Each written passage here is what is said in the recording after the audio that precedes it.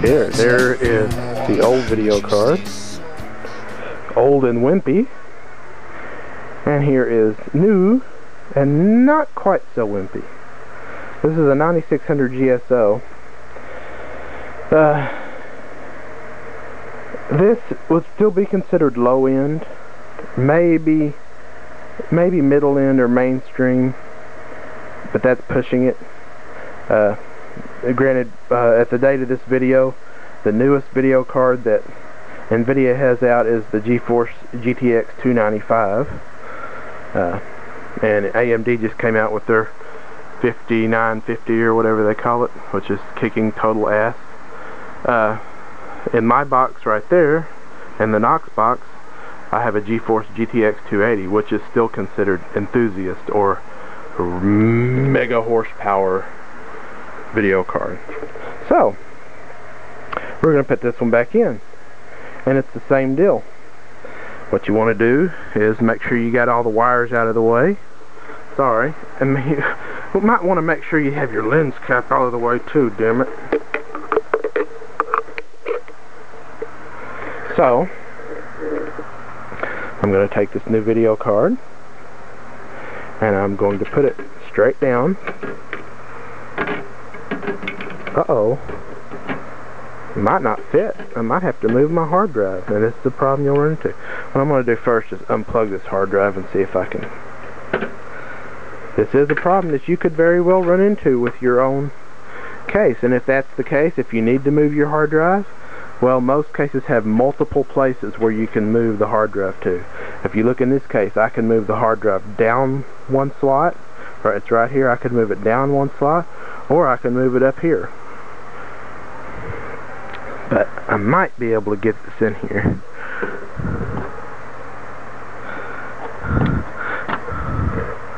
Yeah, just barely.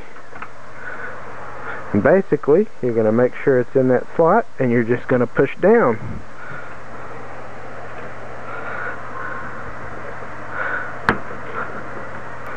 And guess what, boys and ghouls? If you can see here, I've run into a problem. That hard drive is pushing on the top of the video card. So, it's actually, if it was just a video card, it would be okay. Let me pull this right out of here. But this card happens to have a support bracket up here on the top, this black bracket. So I'm going to have to move the hard drive. And in my case, I'm going to have to move the hard drive up some. I won't go into moving the hard drive too much. Basically, you just want to unplug it. You'll have a serial ATA power connector and a data connector. Move them to the side. There are usually 4 screws that hold your hard drive in, 2 on this side, 2 on the other side, and they're always accessible in any case. You just have to take the other side panel off. So I'm going to remove these 2 screws, remove the screws on the other side, and then I'm going to move the hard drive up into probably way up here. Here you can see what I mean by the screws being accessible from the other side for the hard drive. This case actually has flat sheet metal, but it has holes here where you can get to the screws with a screwdriver.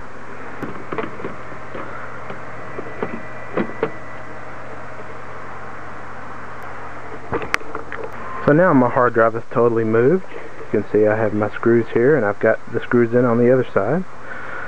All I'll do is reconnect the power and the data cable. Here is the power cable.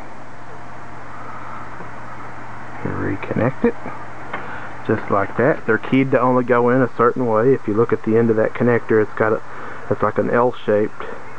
So you want to pay attention to the way you're putting it, reconnecting it. That's connected. Let's just pop in real easy.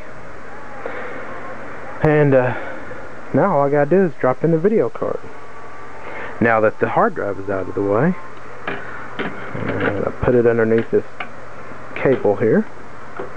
And again, kind of line up the slot. And all I gotta do now is push down. And it's in there. And now all I gotta do is put that screw back in. You can see we got a screw hole here. And I am going to try and do this one-handed while I'm holding the camera. There we go. You just tighten it down, and you don't want to tighten it too tight. You just want it hand tight.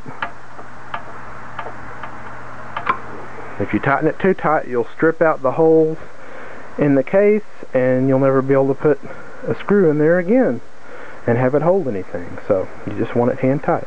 So now the video card is installed, and now you've got an old video card. You can sell it on Craigslist, or you can use it in another machine. This one here is actually going to get used in another machine. We have a desktop machine in the living room that's only used for web surfing and flash games and other cutesy older games like that. So it'll be perfect for that, because that machine is using onboard video right now. And even this lowly 9400 GT is a lot better than onboard video. And that's another thing I wanted to point out to you.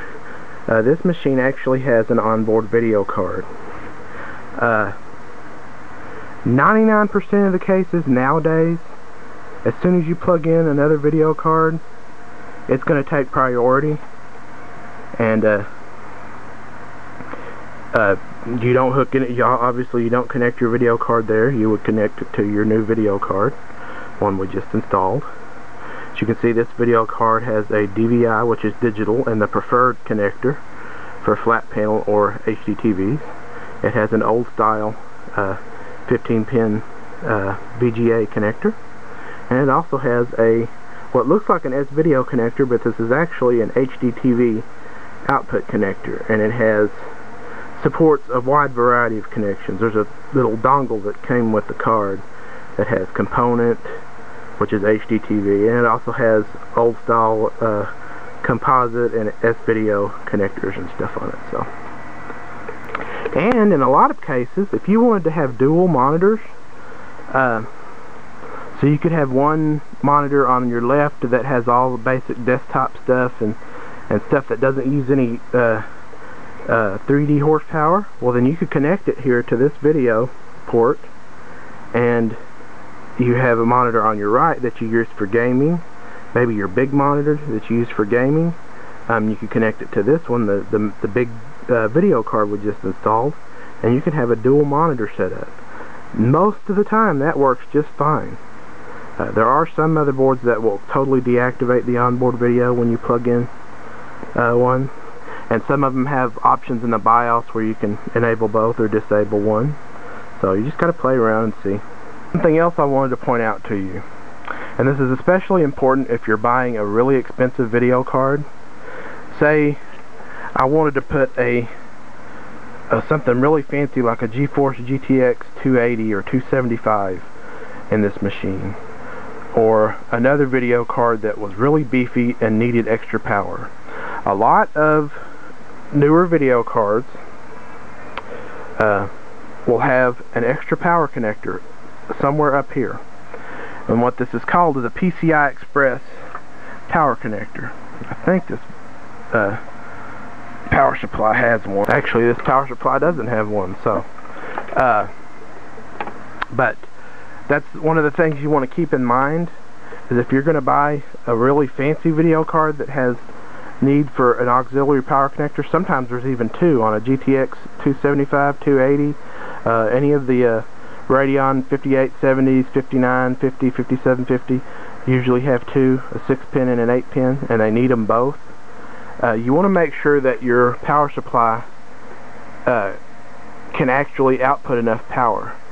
And if you look at your box, your video card box will tell you, somewhere on that box it will tell you the minimum power supply requirement that you need for the video